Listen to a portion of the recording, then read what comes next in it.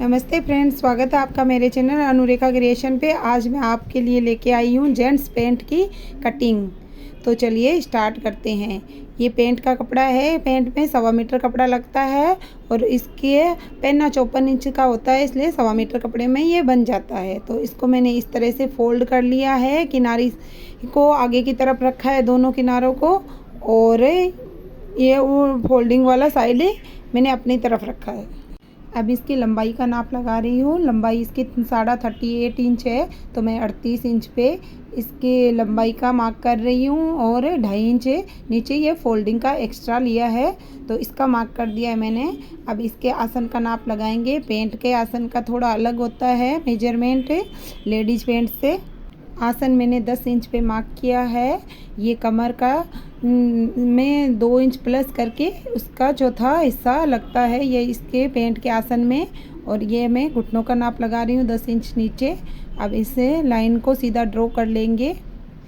Ladies pant में hip का चौथा हिस्सा लगता है और जेंट्स पैंट में कमर का चौथा हिस्सा, और कमर में 2 इंच प्लस करके उसका चौथा हिस्सा करके आसन का नाप निकलता है। अब इन लाइन को ड्रॉ कर देंगे। अब यहाँ पे ये 1.5 इंच का निशान लगाऊंगी मैं आसन पे और ऊपर से ये 2 इंच का निशान लगाएंगे। अब आपको जितनी इसकी लूजिंग रखनी है ये पेंट की, ये 22 इंच है। 22 इंच में जितना आपको मार्जिन देना है, ये जितना मैंने ये नाप लिया था बाजू को, उस हिसाब से ही इसमें जितनी आपके लूजिंग देनी है उस हिसाब से आप इसको लूज रख सकते हो। मैंने इसमें 2 इंच मार्जिन दी है। मैंने ये 13 इंच रखा है। और अब ये इसका ये सेंटर का निशान लगा दिया था 6.5 इंच पे, और इसी तरीके से 6.5 इंच पे ये नीचे भी निशान लगा रही हूँ मैं, ताकि अपने ये सीधी लाइन ड्रॉ हो जाए। अब ये जो अपन ने आसन पे जो निशान लगाए थे उस लाइन को ड्रॉ कर देंगे, और ये जो बीच में ये सेंटर में जो मार्किंग की है उस पर भी ये सीधी लाइन मार्क कर देंगे। अब इसमें जो नीचे ये मोरी का चौथा नाप है ये 16 इंच, ये वाला यहाँ पे लगेगा, तो ये 16 का आधा कर लेते हैं 8 इंच। तो ये बीच की जो सेंटर में 4 इंच पे टिका के दोनों साइड में 4-4 इंच पे मार्क कर दिया है मैंने ये 8 इंच। अब ये जो ऊपर जो निशान लगाया था उसको और ये जो नीचे मार्क किया है उसको, ये लाइन को इस तरह से तिरछा मिला देंगे और इसकी फट्टी की सहायता से इसकी सीधी लाइन ड्रॉ कर लेंगे। और पैंट लेडीज पैंट और जेंट्स पैंट्स में थोड़ा सा फ़र्क होता है और बिल्कुल वैसे ही बनती है।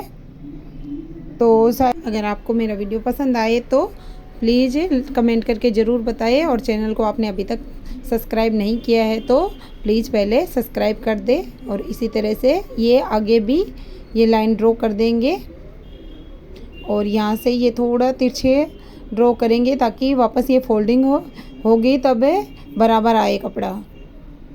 अब इसकी ये 1 इंच पे ये गोलाई लगा देंगे आसन के, और ऊपर से ये 1/4 इंच पे इस तरह से ये तिरछी निशान लगता है।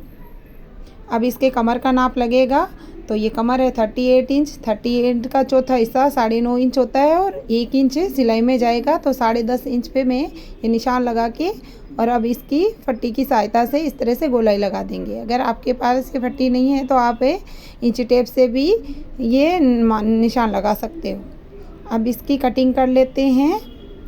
तो ये आसन के ये गोलाई देते हुए इस तरह से कटिंग कर देंगे और किनारी को छोड़ते हुए यहाँ से कटिंग करनी है, क्योंकि मैंने किनारी को छोड़ के ही इसमें मार्किंग की है।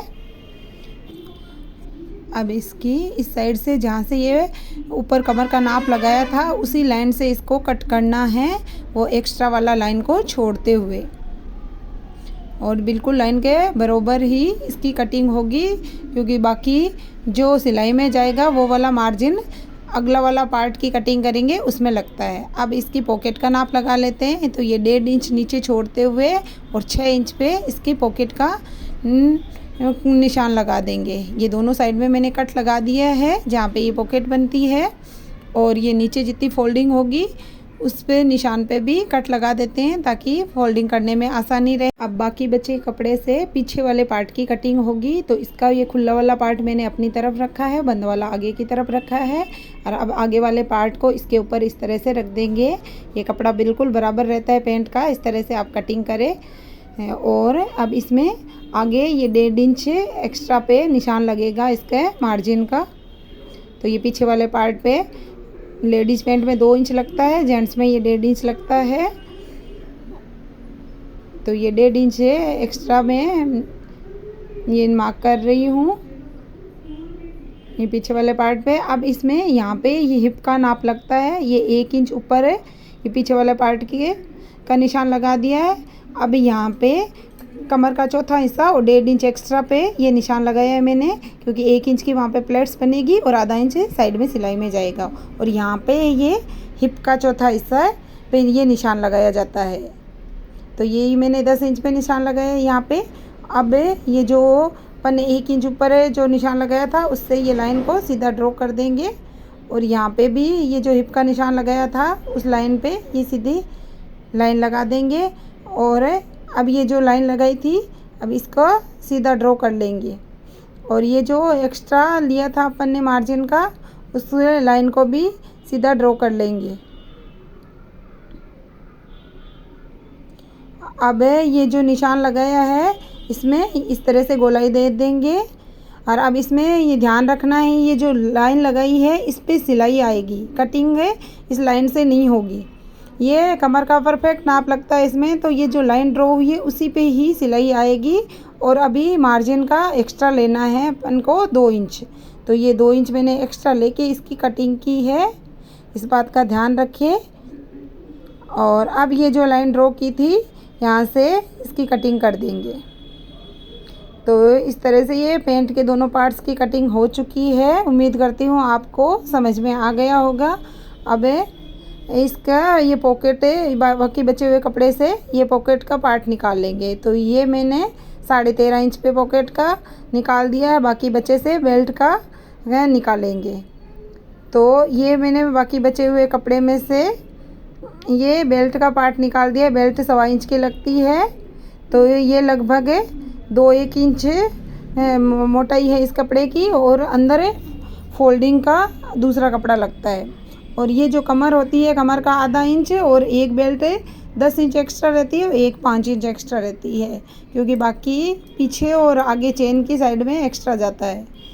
तो अब इसको नीचे से फोल्डिंग कर लेते हैं पहले फ्रेश से, ताकि बाद में सिलने में आसानी रहे। तो मैं इसके ये फ्रेश से इसको ये फोल्ड कर दूंगी, जितना अपन ने एक्स्ट्रा मार्जिन दिया था उसको। अब मैं आपको बेल्ट की पट्टी चिपकाना बता देती हूँ। ये इजीली मार्केट में अवेलेबल है, आप आसानी से ख़रीद सकते हो, या फिर आप पेस्टिंग लेके उसके भी 1.25 इंच की पट्टी ये बना सकते हो। तो ये मैं इसको जितना सिलाई में जाएगा उस हिसाब से दोनों तरफ है छोड़ते हुए इसको इस तरह से फ्रेश को गर्म करके इसको चिपकाएंगे तो ये आसानी से चिपक जाती है। तो ये मैं दोनों बेल्ट को इस तरह से हल्की गोलाई देते हुए इसको चिपकाना है। ये गर्म होती है तो आप जैसे चाहोगे उस हिसाब से इसको ये गोलाई लगा सकते हो। तो ये एक बेल्ट मैंने कमर का आधे से 5 इंच एक्स्ट्रा रखा है, एक 10 इंच एक्स्ट्रा रखा है, क्योंकि एक में हुक आता है तो वापस फोल्डिंग होती है, इसलिए 10 इंच एक्स्ट्रा रहता है। तो ये मैंने इस तरह से ये दोनों बेल्ट फ्रेश से चिपका दिए हैं।